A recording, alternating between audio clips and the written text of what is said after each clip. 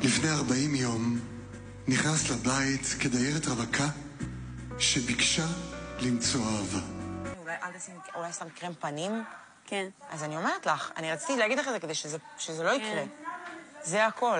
יפה, אין פה עוררין. אני חשבתי שלך אפשר להגיד כל דבר פשוט. לא, אפשר, אני פשוט אובר ביקורתית על עצמי כאילו בעבודה. אז אולי לא לשים קרם או משהו כזה. כאילו היית נראית זוהרת, אבל קצת שמנונית. זה מה שזה היה נראה. לא חשבתי שבכלל מישהו שם לב, רק אני. אמרתי, אני אגיד לך בקטנה של בפעם הבאה פשוט... כן. זה כאילו... לא נפגעתי. יפה זה כאילו, אני לא חושבת שצריך להגיד לך את זה, זה אילפון. הנה את זה, את הקרם הזה, שמתי הרבה היום. אמרתי, אני רוצה להיות מורבית, רבויה במלא טוב. שכחתי שאלה לא החיים אמיתיים בתוך המצלמות. ושזה לא משנה שיש לי אור פנים משגע. הוא שומני.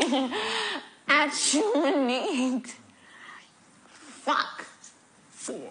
פאק. זה שומניות. אני הולכת לסמן לפודרה. ככה. סנטר. אמרתם סנטר, אין בעיה. סנטר. כאילו, אתה רואה? אני אוהבת את השומניות הזאת. מה?